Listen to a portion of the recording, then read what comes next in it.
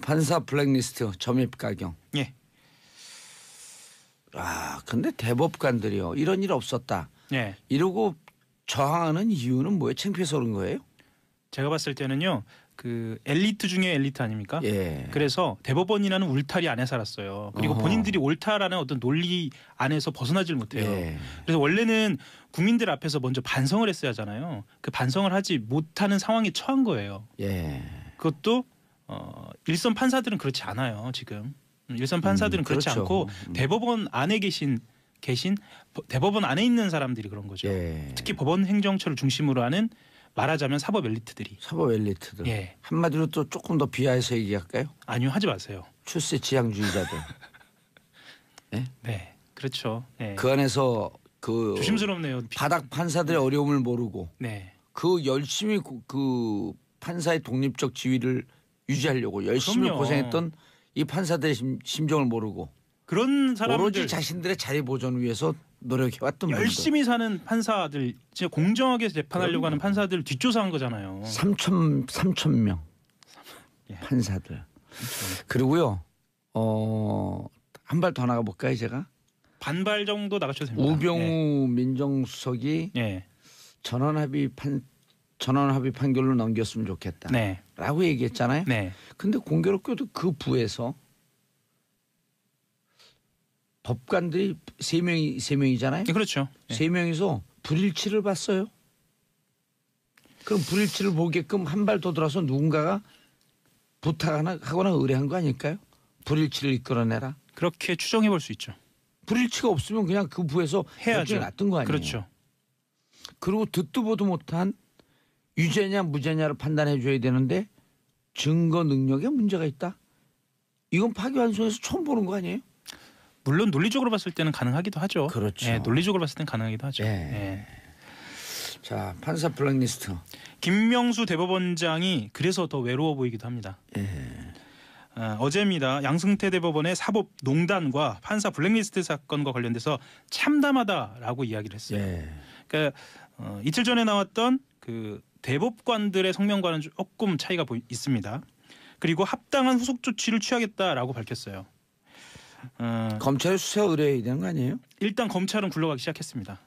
검찰은 굴러가기 시작했고요. 지금은 말하자면 김명수 대법원장이 최대한의 정무적 판단을 하면서 예. 톤을 억제하면서 이야기한 것 같아요. 왜냐하면 잘못하면 검찰이 대법원의 법원 행정처를 압수수색하는 초유의 사태가 벌어질 수 있잖아요. 물론 성역이라는 거 없습니다. 예. 법원 행정처가 아니라 청와대라도 압수수색해야죠. 무슨 일 있으면. 예. 그러지 못해서 박근혜 정부 때 얼마나 답답했습니까. 그럼에도 불구하고 김명수 대법원장 같은 경우에는 톤을 최대한 건조하게 가져가면서 어제 본인의 입장을 밝혔는데요. 예.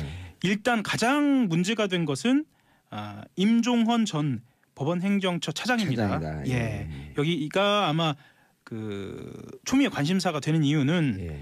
컴퓨터하고 비밀번호가 걸려 있는 내용을 어떤 확인하지 못한 가장 핵심적인 이유가 이 임종헌 법원 행정처 차장이 비협조했기 때문이거든요.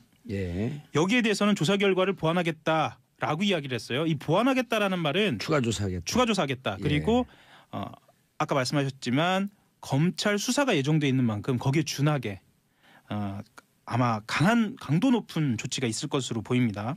어제 김 대법원장이 오후 4시쯤에 추가 조사 결과에 대한 대국민 입장을 발표하면서 여러 가지 이야기들을 내놨는데요. 예. 국민 여러분의 질책을 달게 받겠다라는 이야기도 했습니다. 이 말인즉 여론을 절대 무시하지 않겠다. 여론을 예. 받들겠다 이런 말이기도 하고요. 예. 필요한 범위에서 조사 결과를 보완하고 공정한 관점에서 조치 방향을 논의해 제시할 수 있는 기구를 조속히 구성하겠다. 예. 추가조사위원회보다 더 강도 높은 조사를 할 수 있는 기구를 설치하겠다 이런 말이죠. 핵심적으로는 단기적으로는 인적 쇄신과 법원 행정처 주식 개편 그리고 장기적으로는 법관의 독립을 보장할 수 있는 중립적인 기구를 설치하겠다. 그리고 법원 행정처 상급 판사를 축소하겠다라고 예. 이야기했습니다. 인적 쇄신이 들어갔다는 말은 말하자면 이번에 문제된 사람들, 이번에 문제된 판사들 교체하겠다 인사해서 이런 뜻을 밝히는 것으로 보이고요. 예. 법원 행정처를 손보겠다는 말은 어쨌거나 지금 불고 있는 우리가 무슨 사법개혁. 그렇죠. 사법개혁을 강도 높게 드라이브를 하겠다라는 예. 뜻으로 보입니다. 그리고요. 서울중앙지검도 지금 움직임이 보이고 있습니다.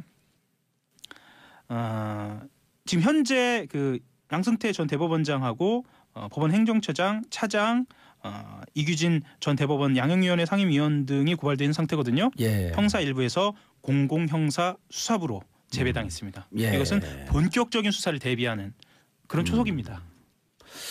그 임종원 그 법원행정처 차장 예.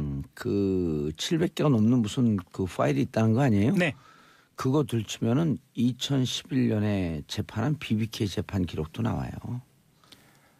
그것까지 나오면 이건 정말 심각해지죠. 왜 나오는 줄 아세요? 8월에 최종 재판 일정이 잡혔다가 12월로 미루잖아요. 그게 그때였나요? 그때였죠. 알겠습니다. 벌써 시간이 좀 지나서 저도 양승태 예. 대법원장이 2011년 2월에 대법관을 그만두고요. 네, 9월인가에 맞습니다. 가을쯤에 예, 네. 9월인가에 대법원장이 돼요. 맞습니다. 해외 여행하다가 예. 8월로 재판이 결정이 됐다가 네, 추후 지정. 네, 12월 21일로 넘어가요. 12월 22일이요. 이 12월 22일서부터 2012년 22일까지면은 대선 기간에 꼼짝없이 감옥에 가 있는 거거든요. 그렇죠. 정봉주 입을 막으면 대선 한번 치러볼 만하다. 이렇게 판단한 자료가 근거가 나오지 않을까요? 8월 재판을 왜 12월로 넘겼지? 이거에 대한 거는 분명히 나옵니다. 양승태 대법원 체제라고 하거든요. 그렇죠. 양승 그 체제 예. 안에서 벌어진 모든 일들은 그 컴퓨터 안에 다 들어있다라고 하는 거니까 그 추정도 충분히 가능할 것 같습니다. 그렇죠. 예. 그 시기에 그 시기에 재판이 이재화 변호사가 20년 하면서 나는 살다가 추정이란 표현을 처음 봐요 그래. 추후 지정 대법원에서. 그때 당시에 변호인이셨죠. 그렇죠. 예. 그래서 전 그것까지 나오면 뭐 하늘이 저를 도울지 안 도울지 좀 두고 봐야겠죠. 블랙리스트가 정봉주한테까지 오네요. 그럼요. 네. 이건 하늘이 놀라운 기획 작품이라고 볼 수밖에 없는 거예요. 예. 웃으면 안 되는데 죄송합니다. 왜냐하면 그런 게 예. 한 개인의 인권 이 문제가 아니고 사법부가 전체적으로 그렇게 권력의 입맛에 맞게 농단됐다라고 하는 것은 결정적 증거가 되는 거죠. 위험한 거죠. 그때부터 본격적으로 시작됐다고 볼 수도 그리고 있겠네요. 6년. 6년. 아하. 알겠습니다. 김명수 대법원장님, 촛불 시민이 대법원장까지 밀어올렸을 때는 뜻이 있는 거죠. 그렇죠. 이미 그 뜻을 받아들이겠다라고 한 만큼 기대를 해보셔도 되겠습니다. 나중에 뉴스 브리핑할 때 제가 하는 동안에 네, 이 그 김진태 거기로 바로 한번 넘어가 볼까요? 김진태 나오나요 오늘? 예, 그래요? 네. 오늘 김진태 춘천의 김진태요? 춘천 김진태.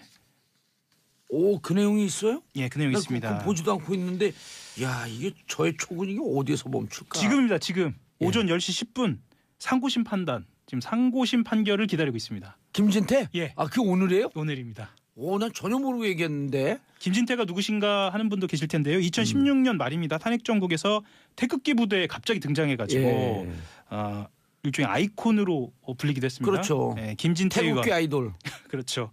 자유한국당 강원 춘천 지역. 어허. 운명의 날입니다. 바로 오늘입니다. 오늘. 예. 와우. 그 지난 20대 총선에서요. 지역 주민들에게 문자 메시지로 허위 사실을 유포했다. 이런 혐의를 두고 재판에 넘겨졌고요. 1심에서 당선 무효형인 벌금 200만 원. 아하. 2심에서는 무죄 받았습니다. 예. 보통 이제 이렇게 되면 네.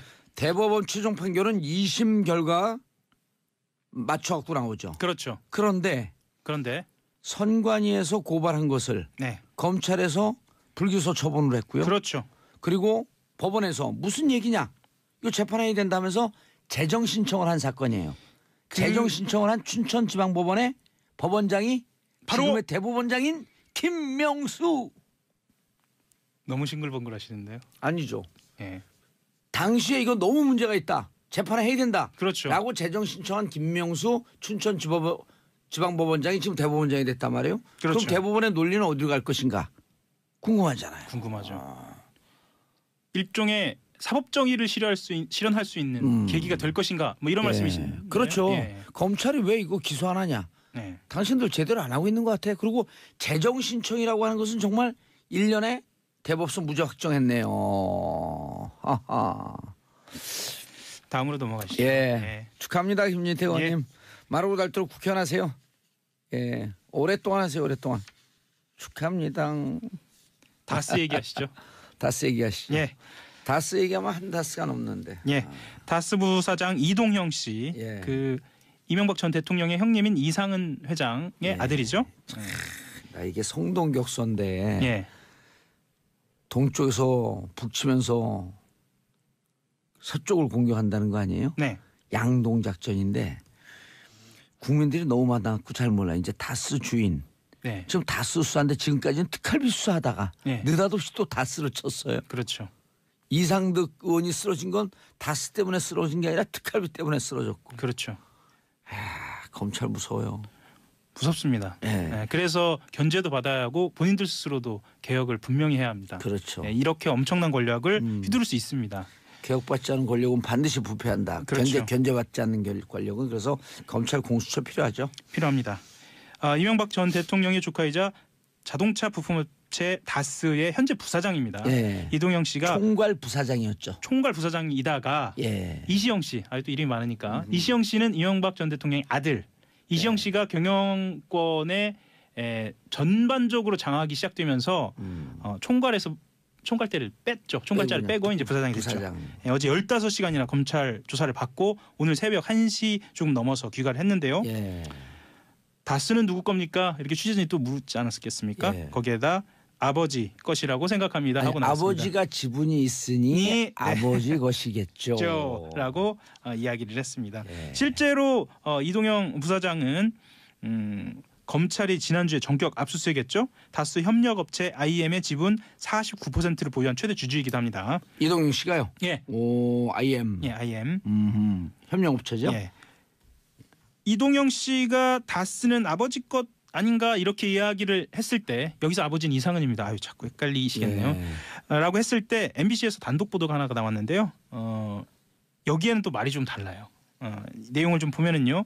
이 부사장하고 전직 직원이 통화한 녹취 파일이 공개된 겁니다. 전직 직원은 이걸 또 왜 녹취를 해놨을까? 그러니까 다스라는 회사 자체가 예. 서로가 기본적으로 신뢰관계가 다 무너져 있었던 아니, 겁니다. 그것뿐만 아니라 예. 양심적인 사람들이 그렇죠. 결국 다스, BBK 다스, 도곡동 땅 이것이 95년서부터 문제가 됐으니 언젠가 역사의 진실을 밝히겠다. 그럴 때 내가 종이 쪽지 하나라도 거들겠다. 그렇죠. 이런 심정으로 녹음하는 거죠. 미약한 힘이나마 예. 좀 밀어내겠다라는. 그분이 미건스 아닐까? 정봉주 감옥 가는 게 억울해서 녹음하는 건 아닐까? 지금 미건스라고만 하셔도 다 청취자들이 아시는 거죠. 그럼요. MBC 보도를 보면은요, 이 부사장이 이 전 대통령 아들 시영 씨가 네. 다스 입사에 빠르게 승진을 하면서 입지를 넓혀가는 것에 대해서 불만을 드러낸 겁니다. 아, 이동영 씨가? 네, 오호. 그러니까 그 아버님이라고 통칭을 하는데요. 예. 이상은 씨에 대해서요. 아버님이 시영이하고 MB를 싫어해서 그런 게 아니잖아. MB하고 좀 다치지 않게 하기 위해서 좀 천천히 승진해라.